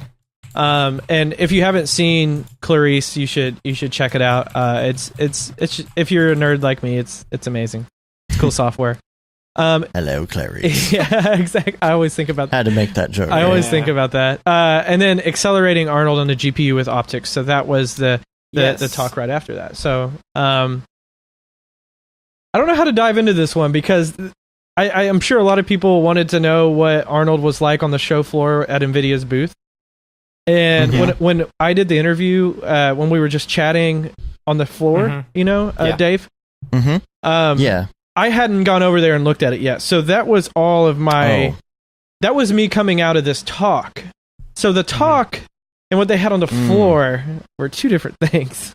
Okay. Tell us about it. Because was that the Spider-Man thing? I'm sure there's a lot of people who are really interested in hearing about the Arnold GPU stuff. Yeah. So in the actual talk, like in the course, like the closed off, you had to have the rights to get in talk or whatever. They were going through and breaking down like what that means for them going from CPU to GPU. The trouble with doing that, the limitations of optics right now. Their scheduling, like how they're releasing software, the API. Like they went into depth about all of this stuff. So, and then they're trying to basically make the Arnold GPU explore like the entire. They said they explore the entire tree. So apparently, right now on the GPU, it goes far enough, but not as far as like the CPU can go in terms of like path tracing and getting every bit of information out of the scene. You're talking about like how many bounces or like how many? Literally like the structure of the data, like how conceptually how everything is processed in Arnold. Like the CPU can go like crazy down onto. They had this graph, of like the hierarchy of everything. So the GPU could get like pixel perfect, but the CPU actually could go further than what the GPU was doing in terms of like just like the data. So I don't know what that means for the release cycles, like how far away they are to making that like literally 1-to-1. I have no idea. But they were talking in programmer language, you know. So it was like, I mean, I understand why they want to make them look the same. Yeah, I get that, but I'm almost like, you know what? If you came out with just Arnold GPU and didn't even give me CPU, I would be interested in maybe just going that route. I really feel like once Arnold GPU goes a certain way, that I may really dig deep into it. Yeah. Mm-hmm. Yeah, and I have this here in my notes. It's just saying like not everything is supported in every mode. So like they're still working things out. But for them, you know, like Arnold CPU is like the workhorse of like feature films and like all this stuff. So for them to like say, oh yeah, we got a GPU switch, it can't be gimmicky. It's like it's gotta be amazing. Like it's gotta be like houses that are investing all this money into replacing a CPU farm potentially. It needs to work. It needs to be exactly like the CPU. Yeah. And that as my notes are reflecting on me right now, it's like some of this that I wrote down, I don't even know what it means. Conceptually, you know, the way they talked about it and the way they presented it on the slides is easily understandable than like my text notes here, but it was pretty crazy. So, and then the reason why I say that I hadn't went over to the show floor and seen it, because they literally just had, this is kind of disappointing, but they just had the Spider-Man asset in one pose and a card for the geometry in the background. Like it wasn't scene geometry. It wasn't? No, it was just a card. Like if you go back, it was just like an image on a plane? On a plane. So the only thing you were looking at was the Spider-Man asset. And you can go back. Was it? I swear. I thought I saw the video. Well, see, you saw what was in the talk, because what I saw in the talk was like full scene geometry. What they had on the floor was not everything. I thought I saw a clip of that from the floor, though. No, and what was on the floor, which is another thing that was disappointing. So what was on the floor, and I talked to this amazing representative. Like the people that work at NVIDIA, they're great people. Like, but you got to understand like the marketing and like what they're told to do and how they're working on like brand new hardware with new drivers and how Arnold, you know, it's like there's so many people playing right now. Like it can't be perfection on the show floor, and I totally get that. And I'm not sad about this at all, because these guys aren't stopping working. Like they're working right now, and they're doing amazing things. So it will get there. But the shader that was on the Spider-Man asset was not complex at all by any means. It had a little bit of procedural like bump and a little bit of procedural things happening for roughness and all that junk. Mostly just UDIM textures that I think were 8K that were kind of wrapped together on the asset. I didn't see any animation at all. Like I think he scrubbed the viewport, and it was just like literally like just a really dense polygonal asset that was Spider-Man that was on the booth. But there's see the card? See it? I mean, I see the card, but that's the background, right? Yeah, there's just the background. Yeah, but there's no like scene geometry. There's no pipes, and there's no like crazy dense geometry. It's only Spider-Man and a texture. Oh, okay. I got you. You see what I mean? Okay, but Spider-Man is actual geometry. Spider-Man is geometry. Yeah, but you had me confused. Okay. I thought you were saying that the whole thing was just a... Okay. No, that was not my intention at all. No, Spider-Man is the only polygonal asset. Everything else is a picture, just a card for the background. Okay. And I thought I was going to see like pipes and everything and get to like move it in. Like, no, it wasn't. It was just... And that could have been an NDA thing. That could have been something that Disney wasn't allowing them to show, and they only had rights for the Spider-Man asset. But it was still kind of disappointing just to walk up there and be like, "Oh, it's only a character," when they were like boasting in the marketing kind of side of it, and so that was kind of a bummer. But the other thing that they were doing too was the UI in Maya, the way the guy showed me the render settings because I was kind of like drilling him on it, and when I walked away, he's like, I think I remember you from last year. So it's like I think I'm getting this weird reputation where no one knows what I do, but I'm like drilling them every year on this stuff, and they're like, "Who is this guy? Like, why does he care? He's not affiliated with any studio or company." And but anyways, so I had him open the render settings, and I looked at it, and the only checkbox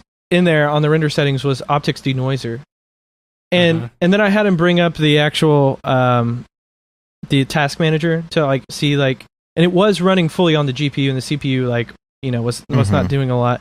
So what was happening there on the booth, he would hit the switch, it would go to GPU, and then it would denoise like after a few samples were traced. So I was like, well, can you stop the optics denoiser so I can just let the scene, happen? Like, just I want to see it like render. And you could turn it off. There's like a drop down in the Maya render view where you could just switch from the denoise beauty to like the actual beauty. And it was working, so but what they were showing was like they would move the camera and they were like, beautiful image. They'd move the camera and beautiful image. But if you look closely, it was all just smushy, like smeared, denoised algorithm that was happening later after the process. So, but I don't know what to take away from that. I mean, I just thought it was a little too, what's the word? They were hyping it, I guess. They were hyping it really big. Yeah, it's still just too early to really get a good idea of what it's going to be, I guess. Yeah. So, I mean, and I was talking to Chad about it too, Chad Ashley about it, and he kind of had the same, like, experience. So, not to speak for him, but that's kind of what the mentality on the showroom floor was. It was just like, oh, look, it's a Spider-Man character. But if you went to the other kiosk, they were showing the RTX, which was like, inside of Unreal in an executable, and that was actually really cool. So I feel like that was more of a better impression than like seeing Arnold kind of working with an asset in Maya. I don't know.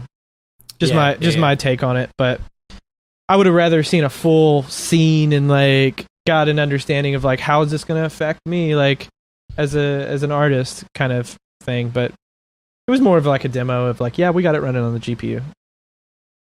So, yeah. Cool. Cool. Yeah. What else you got? And then after that, I went to a talk that was in one of the, I think it was the West building. So it wasn't in the main building, but it was in the West building. It was Unity and Substance. A lot of different companies had kind of rented out those rooms. Oh. I didn't go the new Substance stuff. Yeah, I didn't. Get a chance to look at that. I was not in on the Substance talk at all. Subsurface scattering. Yeah. And what's the other thing? I can't remember the other thing. Chad was talking. The deal where it can almost take like Alchemist. Oh, what was it? Yeah. So Alchemist. Yeah, that. Yeah, we saw that software running, which is pretty amazing. They have a talk of it on Siggraph. What all was that about again? Remind me. Where you could take the colors, right? Yeah. From something and apply it to something you're building. Yeah. Okay. So this tool, almost like color corrected or something to match the scene that you're in, right?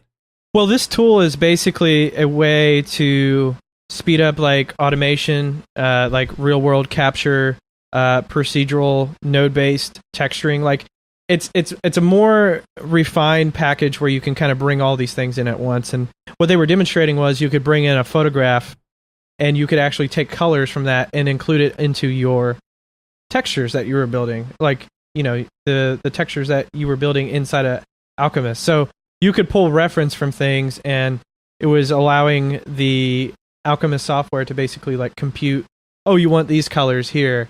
I'm not doing a good job of explaining it, but go check it out on YouTube. They have it up under Algorithmics YouTube, and it's pretty spectacular though. So yeah, it's a way of kind of bringing automation, photo captures, procedural built nodal structures for textures all into one place, so that you can kind of speed up the process and create some amazing looking images and textures. The coolest thing I think that Alchemist has, like in the short term, like in the short run, is like being able to take a photograph and it being able to like create textures based on that photograph, like creating normals and like all that stuff. Like that's really exciting. Like that's pretty amazing. Yeah. So cool. I love where they're going. And I love the plugins and everything. It's just yeah, they're great. They're definitely going to be the tool to use. Yeah, for authoring. Yeah, everything for authoring materials and textures and shaders and stuff. Yeah, it's pretty. Yeah. It's pretty amazing. They're in it really deep right now, and it's just really cool to see this new product. I can't wait to play with it. I think it's going to be great. And it's so easy to use. Oh yeah. I mean, all their software is so friendly. Yeah, it's so friendly, and it's not overcomplicated. I love that about them. They present it in probably, on par with Max on how they present their tools. Like I've always thought Cinema 4D does a great job of like giving you the software and not holding your hand. You can almost just jump in and kind of figure it out yourself. Yeah. That's how they kind of present their software too. See, Maxon just needs to buy Algorithmic, right? Oh man, that'd be killer. Paul, if you're listening right now, there you go. Partner with them. Just partner with them. They can have their own problems and worry with their own things, but just include them on everything, because people love it, and they're building an amazing community. So and it's inexpensive. Like the software is super inexpensive. Yeah, so it's like indie, game studios, film studios. Like you have so many people using that software because it's just easy and fun to use, and it should be. Yeah. So, yeah. And after that, I didn't mention the talk I actually sat in on. So I didn't go to the Substance Days. I wish I could have made it. I sat in on a Unity talk. It was titled "Stunning Visuals in Unity." And I was kind of disappointed. It was basically something that they've already presented in YouTube videos in person. So it was nothing nothing new. Nothing new. It was literally just like in-person run-through of everything they've already talked about online, which they can do whatever they want. They bought the room out, so, title it whatever you want. Go ahead. Like, it's great. But I've already seen all your stuff. It's like, for someone who's that up-to-date on what they're doing, it was just a rehash. Right. And then I did sit through Oat Studios' talk on the Atom stuff, which, if you kept up with the Atom series... Are you guys familiar with the... I don't think so. So not me personally. So Unity had this in-house team that created Book of the Dead recently, but the project before that was Atom, and it was... Oh, yeah. Yeah, it was like filmmaking in Unity, basically, 101. Like you guys can do this kind of thing. And that was a while ago when they released that, but Neil Blomkamp picked up where they left off and created 2 more episodes, and they also created better production tools to go into Unity, which one of what came out of that was a better revamped Alembic system, like a Alembic plugin, basically, which is going to be picked up and supported by Unity, and they talked about how that's going in the package manager, so we're going to get full support for that, which is really great. But then they just kind of broke down the shots. They had used vanilla Unity, like the legacy renderer, and so I thought maybe they would be like modern day take on some of the Atom stuff that was released, but it was kind of the same thing mixed with Cinemachine and some of the other stuff.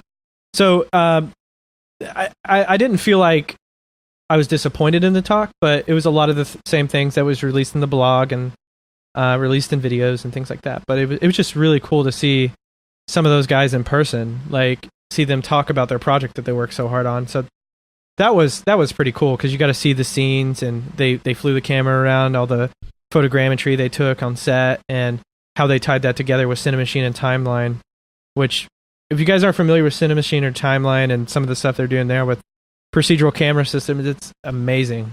It's amazing what you can do. Procedural camera systems? Yeah, so basically you can have like these different camera targets throughout your scene in Unity, and things like noise and where to look at, all that stuff. It's all kind of procedural, so you're just linking to objects in your manager. So you can set up like these really amazing cinematic shots in seconds in Unity, and then string them together with Timeline. It's almost like an editing feature, right? Like Sequencer in Unreal, if you're familiar with that. And then you can blend those clips together so that the cameras smoothly blend from one to the other. So if you don't want a hard cut, all you have to do is like take the 2 cameras and just push them together on the timeline, and they do like a cross dissolve kind of thing, and they transform. It's just really cool stuff. It's kind of like camera morph in Cinema 4D, but on steroids. Right. Okay. Yeah, because with camera morph, you're lerping from one position to the other with like soft curves and things, but with this, it's a little more tactile. It's like you can do a lot more with it. They released a bunch of really cool shorts with it. So the Lexus car commercial that was shown in the HD render pipeline, that was all Cinemachine. It was built in 3 days.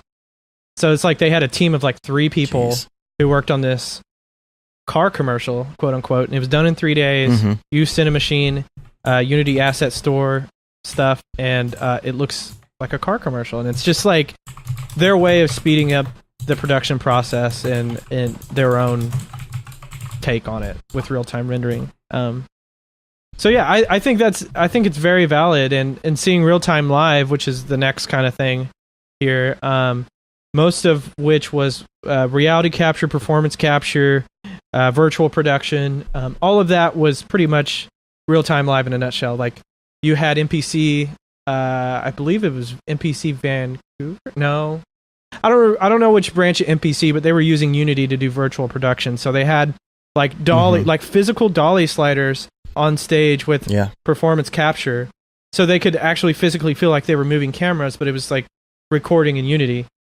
And on the flip side, they did the same thing with Unreal Engine and the guys at ILM X Labs, and they were using Sequencer to do real-time performance capture. So it's virtual production in the best way that you could think about it. That's cool. That's awesome. It was amazing in real time on a stage with 2,500 people in the audience, and yeah, it's like that stuff is really interesting to me. Like,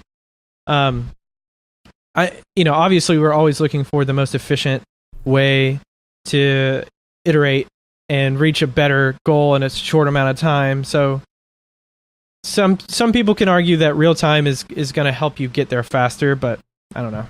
It's to be determined, I guess. Like, I mean, the real time stuff helps. We put together this terrible makeshift real time thing years ago. It was like Brograph experiment number 3 or something, and it was so complicated and choppy, but it kind of worked. Yeah. But when you're on set, you're trying to do green screen stuff. I mean, that's very helpful to have some sort of frame of reference for later on. Yeah.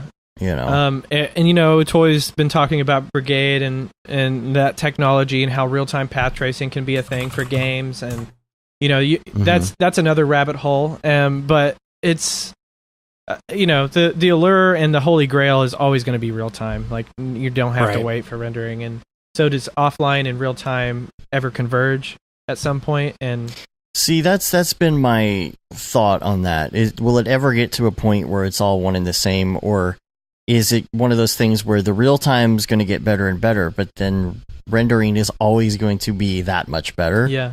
Or is there going to be a point where it doesn't matter anymore? Yeah. Visually, I don't think it matters to like 90% of the people. They just love the look or the feel that you're producing. Like, my clients don't care if I'm using Unity or Cinema 4D or whatever. So it's like, from a consumer, just a normie. Can we use normie? From a normie perspective, it's just like, it looks great. It's amazing, cutting edge graphics. But for people who are in the science of things, I can say from one of the most proficient graphics programmer on the planet, he was like, no, it won't be the same. And he was like VFX. VFX. You want to do ultra realistic looking VFX for movies. Yeah.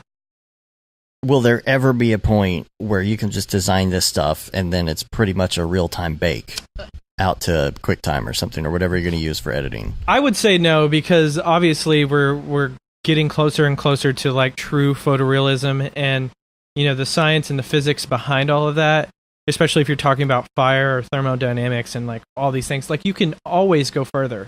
Like, you could always research more and compute more, do more.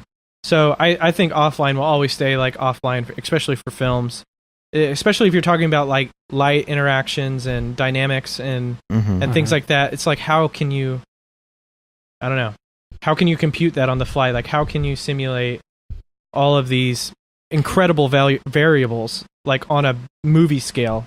It's like, can you ever make Transformers in real time? It's like, no, like I don't think you could ever do destruction and all that stuff on a real virtual set. Well, no, I guess. Okay, I guess what I'm trying to say is, yeah, I understand what you're saying. Yeah, but let's just say I'm working on a shot, not necessarily something on set. Yeah. Let's just say it's 20, 30 years in the future, and I am building a VFX shot, and I build some buildings, and I'm doing some comp work or something like that. Will we get to the point where when I finish building that stuff, let's say it's Octane for Unity or something in the future, where I could use that instead of going into Cinema 4D and doing an actual render at like a frame a minute? Oh. Where I could just kind of, you know what I'm saying? Yeah. Like, will it get to a point where it's so close? It's like, okay, maybe rendering is technically better, but to a point where, I think when I'm using, Oh, sorry, you cut off there for a second. To a point where, maybe when I'm using Unity, it's good enough to do what I want to do. Yeah. For a film. I think the approximations will narrow the gap of like photorealism, but I think you're always going to have, like, if you want to compute it and you want it to be like physically accurate and you want it to look amazing, or amazing is subjective, right? I mean, like, right. Some of this stuff is all subjective, but I think there will always be research and there will always be offline computations to physically recreate the real world, like 1-to-1. And I think there will always be approximations to get close in real time, Well, I feel like that's what Jules is trying to do, with his recreation of the holodeck. He's making it so physically based. It's so much based on physics that, when you look at Otoy, I don't know. Yeah. 20, 30 years in the future, are we going to be to the point where we're literally simulating atoms? Like, how far is this going to go? Right. Yeah. Yeah. I think it goes as far as immersion will take it. Like, either one singular experience or like people in a whole room experiencing this holodeck or whatever. Like, I think it will go as far as the immersive, objective needs it to go. Like, if you need to simulate atoms or whatever, then like maybe it can. But I think for like lack of a better term, just things looking real, like, yeah, it's... Yeah, molecules should be good enough for that, right? Right, yeah, I know, it's like... You don't need atoms. It's like you're taking a sledgehammer to a nail right now. It's like, in the conversation, because it's like... I don't know. It's so much fun. Maybe we're living inside a graphics card right now. I mean, maybe we are. How many Kubernetes are controlling my decisions? Right. Right. We get really existential on the podcast. Maybe we don't talk about CG anymore. We just go... This is an existential podcast. But yeah, the Sage said the RTX is on. The RTX is definitely on. Yeah, the RTX is on. Yeah. Chad Ashley says hi. He's in the chat. Oh, awesome. What's up, Chad? We should probably get on to Beeple's People and get rapping because I got to leave in about 20 minutes. Yeah, I've found out that when I talk with people amongst yourselves, like against this stuff, it never stops. Like, we never stop talking about it. Yep. Like, there's never an end to it. There's never like, we figured it out. Like, it just it goes on forever. Then we're gonna get Brandon Parvini on the show, and then it's just gonna keep going. It's gonna be great. Yeah. Oh, geez. Yeah, just put me in a room with anyone from Siggraph, and it's like, right? Yeah, you can cut it up into seasons. Well, let's do this because we've got a couple of emails and Beeple's People. Is there anything major that we haven't hit so far in your notes that you want to make sure you talk about? Or I think there's a lot of people asking about, is RTX going to be used for Octane? And it's like, yeah, I think it's definitely going to be leveraged. Like, that hardware. I mean, obviously, we can fire more. Well, Jules said that. Yeah. So, I think the numbers themselves, what is it, like 3.2 billion rays a second on the Quadro 6000 compared to 400 million rays on the P6000. So it's like, I mean, you're getting into numerical things here, but the short answer is like, yeah, it will. Yeah, it's great. Of course. Yeah, yeah, you're using hardware to like ray trace and traverse rays through a scene. Like, that's pretty crazy, you know? And then you have all the tensor cores and AI and shader compute, and, you know, there's 4 processors on this card. So I think a lot of people don't realize that there's 4 different processors on this card. It's crazy. So, yeah. Well, anything else from your notes before we get to the Beeple? I'll share them with you guys, and we'll post them probably somewhere in a description or like an easy way, or maybe on Mograph. Yeah. Just, you know, take it for what it is. It's my perspective of things that I'm just jotting down. So it's not going to be a textbook on all this stuff, but it's going to be, you know, just what I experienced.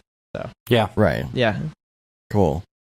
All right, let's do this. Let's get out our Beeple viewer of choice. Peoples, people, where'd you get that Greeble?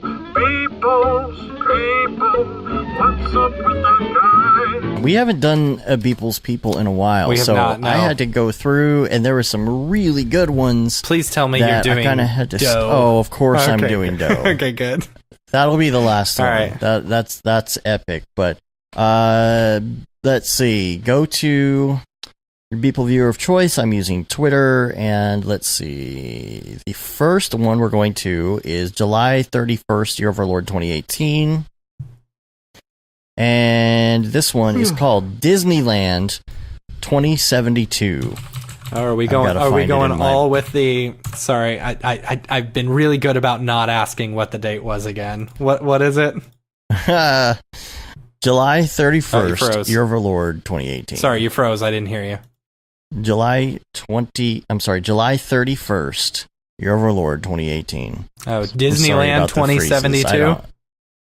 2072. Okay. Yes, 2072. That was July 31st.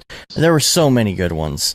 But and I'm sorry for the freezes on the stream. The new system is almost up and running, and we're going to have a lot better stream at that point. Yes. So, maybe even 4K if we can. I don't know. Ooh. All right, so Disneyland. This is another one of the cargo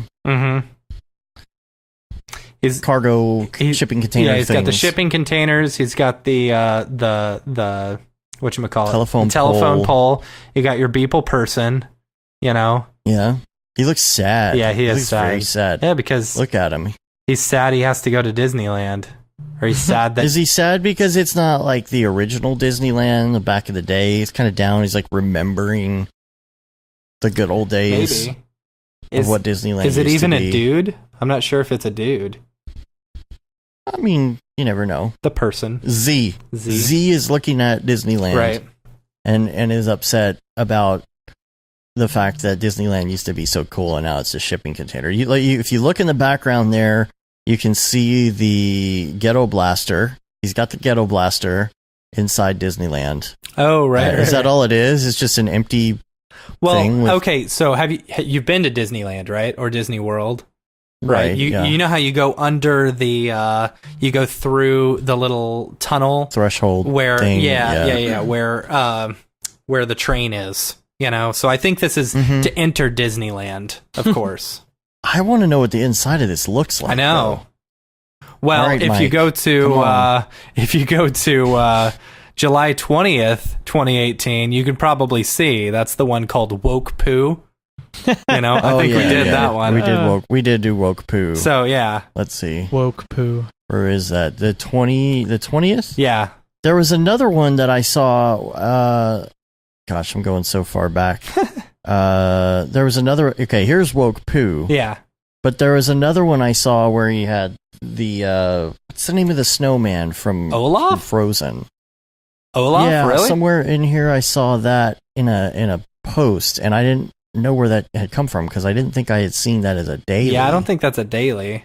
Like I don't where did I remember see seeing that? Olaf as a daily.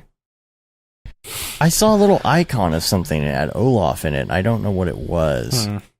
Oh, okay. This is because somebody else did this. That's why. Let me open this up. We'll see. Okay. This is by Rollink_, who did a recreation, but with Olaf and like Legos or something. So maybe that's all it is. You just go in and it's just a bunch of the characters on these little woke head things with legs. That's funny. Woke-loff. All right, let's go to another one. Let's do August 8th, and that's going to be Emoji Warfare. August 8th? Mine says Human Element. I'm sorry, August 10th. Okay. Of course you got to choose this one. Well, of course I do. That's why I had another one, and I was like, no, got to do the eggplant. Oh my gosh. Got to do the eggplant just for the Slack channel. And I saw this, and I was like, oh man, because the Slack channel knows how much that I hate the eggplant emoji. Like, it's just... Oh, yeah.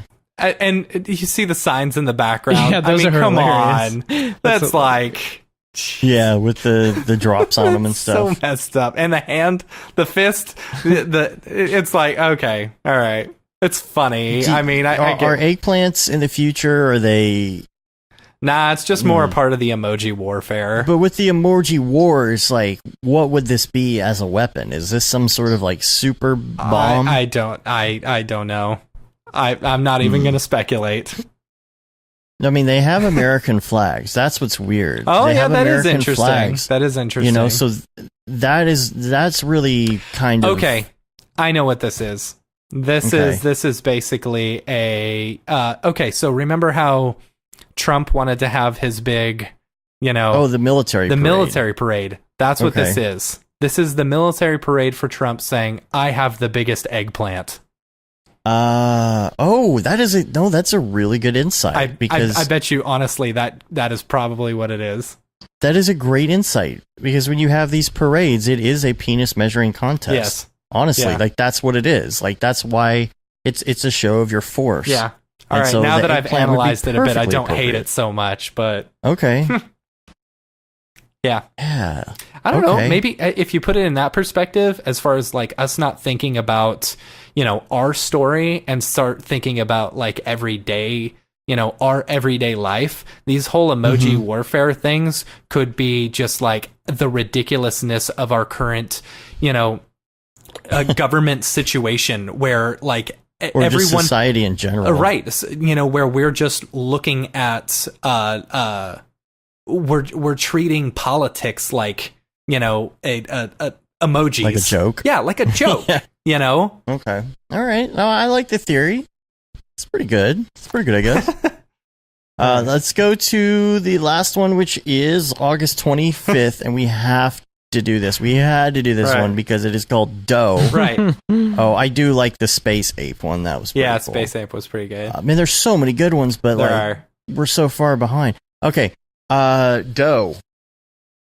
This is Homer, and his eyeball is falling out, and he did do an animated version of this. Oh, he did? Yeah. Oh, yeah. Yesterday. Oh, I need to see that. Here it is right here. Hold on, let me go back to the live stream. Oh man. And of course, at the end, you hear him say "doe." Or something. Really?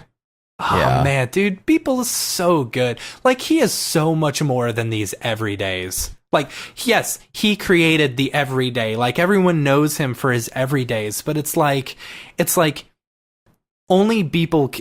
I don't know. That video is good.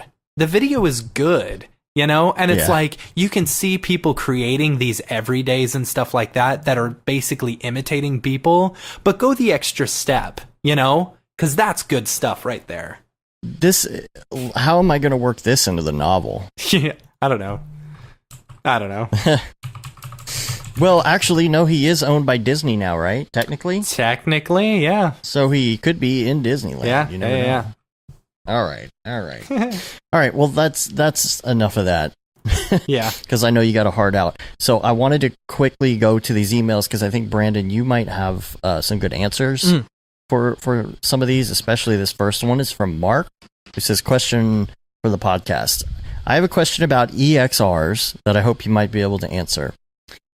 I use Octane mostly for stills, and I see a lot of people recommend using 32-bit EXR. I'm familiar with EXR as a retoucher, and what it does and what its benefits are. The bit I can't seem to find a straight answer for is that it outputs 72 DPI, whereas print usually requires 300 DPI. Is it as simple as resizing in Photoshop to desired output specs? This would affect pixel dimensions, right? I hope you can clear this up for me on your podcast. It's a great question. I didn't hear the question. I wasn't paying attention. I'm sorry. It's okay when you output in Cinema 4D, you output to 72 DPI, right? But you can change that. Yes. I guess so. The question is, he was asking about Photoshop and whether you just resize in Photoshop to the desired specs. I mean, obviously that's not going to change anything. You can technically scale it up and it will be 300 DPI. But yeah, I mean, Raid Zeros in the chat says DPI doesn't matter. Better. Change the DPI and then resize it back to its original size. Change the DPI where, though? In Photoshop. Or in Photoshop? I guess. I don't know. Because that's always been something that's been a little bit sketch to me, like that I've been a little confused on. Mm-hmm. You know? It's like, because sometimes I feel like I change DPI in Cinema 4D and I don't see a difference. Yeah. Raid Zero's in here. He might have a good answer for this, too. Yeah, just to add to the conversation, one of my first jobs in the graphics industry was right when I graduated high school. I got a job at a print like making kind of place. Like they did like vinyls and they had websites for all these different products and so I would do like Illustrator, Photoshop work, you know, to do whatever people wanted designed, you know, and I only worked there for like one summer for a year before I went to college. But it's so interesting because like if you're doing print work and, you know, DPI is very important, I would just bake it into the desired resolution and whatever you're using in Cinema 4D, right? I mean, you would just... I wouldn't what did Rick say? Sage says, if you change the DPI in C4D, but don't change the image size, it's going to be the same. Rick Barrett, Maxon Rick says, set the correct pixel dimension for the DPI you want. DPI is just a flag in the image that's supported by some formats, but not others. Okay. Yeah, so that's... I'm trying to string my thoughts together maybe on this, but like, you know, when we send it out to printers and stuff, like that was very important. Like, I guess that flag, like having the DPI to send it to a printer was like, or a laser cutter or not a laser cutter, like an actual cutter. Yeah. That was important. So I don't know if EXRs are really meant to use for print and stuff. I would probably do TIFF. Yeah, anytime I rendered out for print, I always rendered out in TIFF format. Yeah, I mean, I would always. So I was doing like 15 inches by 15 inches, 300 DPI, TIFF. Like, and I would render it exactly like that. So, you know, set my dimensions 15 inches by 15 inches, 300 DPI in Cinema, and render out that way. Yeah. Yeah, exactly. Gotcha. It was like DPI was always like for physical measurements for me. Like, when you start talking about pixels and DPI, my brain doesn't like process that as well as like physical like dimensions of like a postmark thing or a letter thing or like a huge vinyl banner sign. You know, it's like those are physical measurements for me and using it with printers. So yeah, that's about as far as I can go into that. I got 7 minutes till I got to walk out the door. Yeah. Okay. And Raid Zero says he will go over this in his course on Mograph.com. Yes. If you haven't had a chance to sign up, feel free to go sign up at Mograph.com. Sweet. Okay. Jay Thompson, he says, hope you had a good time at Siggraph. Would love to go someday. I wanted to let you know that I'm hosting a motion design meetup / talk type thingy on the 4th of September in London with speakers Stephen Emerson and Golden Wolf. I know Stephen Emerson. What does Stephen Emerson do? I don't know. I know I've seen Stephen's work. Okay, so go to meetup.com/London Motion for that. And I wanted to make sure that we talked about that now. Was that because Golden I know Wolf as well? We've got a plan for that. And Golden Wolf. Oh man, that's going to be good. Yeah. That's going to be good. So we'll put the link to that in the show notes as well, so you can check that out if you're there. It says, we rarely do talks, but this should be proper good. I would really appreciate it mentioned on your show. Get the word out. Also, if you guys would like to sponsor or contribute something for a prize in the raffle, I'm sure attendees would love that. So we'll get in touch with you and we'll figure that out. We'll throw out some Mograph.com t-shirts. We will be streaming on the night on that night on our Twitch channel, which is twitch.tv/London Motion. So if you can't make it out there, you can watch it live. All the best later, bros. And we have some other stuff as well that I think we are going to save until the next show, because I know you're running out of time and you got to get to go pick up the kid. Pick up the kiddo. He's in school now, so I don't get to keep him at daycare until 5 p.m. when I decide to finally go pick him up.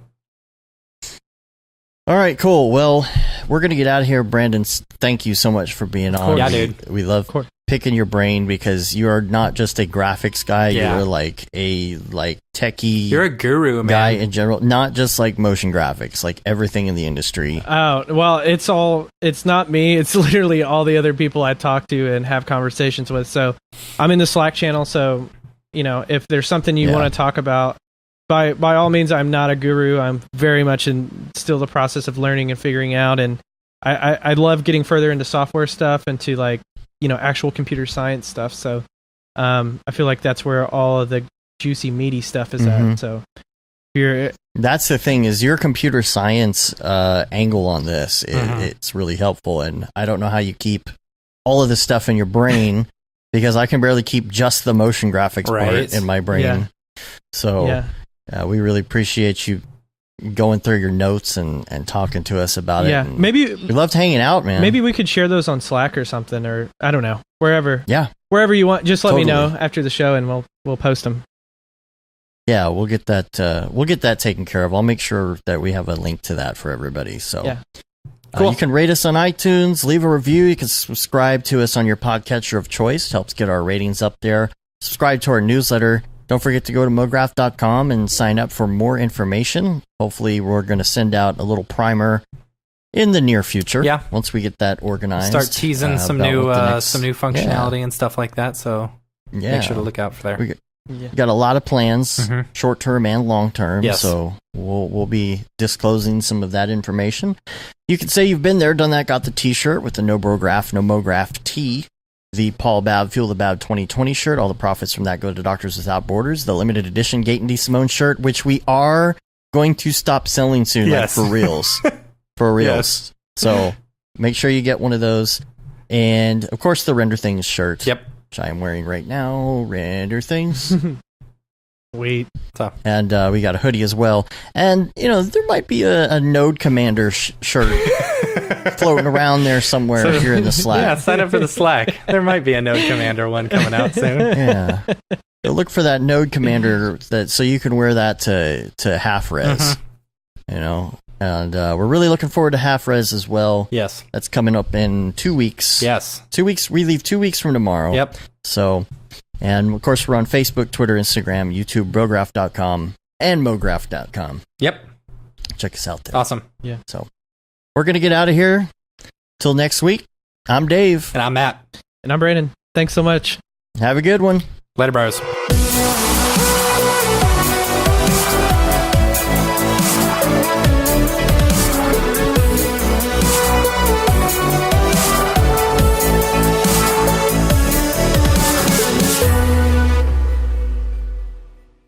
Pretty good, I guess.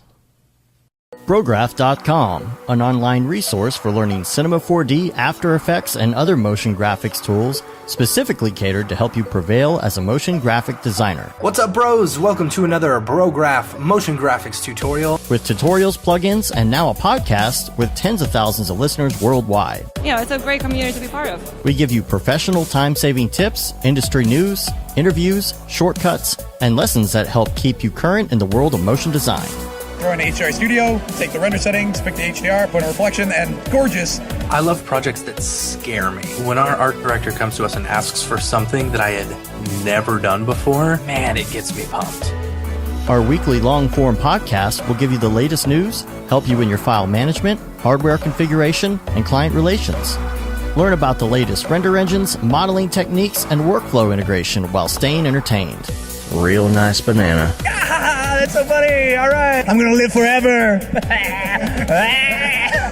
Our Brograph Talks are a chance to see the way industry leaders from around the globe are changing the face of motion design. Sometimes you got to make stuff that you're not going to put on your reel, and I'm not here to judge. The podcast and talks include people like Beeple, Barton Damer, Nick Campbell, Andrew Kramer, David Ariev, Chad Ashley, Paul Babb, EJ Hassenfrost, Mitch Myers, Chris Schmidt, Jules Urbach, Cornelius Dammert, David Brodeur, Andy Needham, Caitlin Kaju, Zubair Parker, Noseman, Ryan Bean, Casey Hupke, Nick Lyons, Sage, Joey Korenman, Jeremy Cox, Rick Barrett, John Dickinson, Matthias Omatola, Patrick Goski, Brandon Clements, Steve Teeple, Tom Glimpse, Patrick Lundstrom, Julia Simone, Devin Coe, Al Heck, and even Deadmau5. You get that render done. Yeah, you better frame what? Our Brograph breakdowns go behind the projects and give you an insight on what it's like to manage and maintain your own personal business or work for a large company. Join us for live sessions, check out our useful plugins, watch time-lapse projects, interact with us, and send us email questions and topic ideas. Or just hit the Rando Render button and do an imaginative daily that'll keep you on your toes. Take all your dreams and let's do it! Subscribe today and get automatic updates on the latest tutorials, tricks, tips, and inspiration brought to you by industry professionals Dave Koss and Matt Milstead. We don't care how you get here, folks. Just get here. Subscribe now to Brograph Tutorials.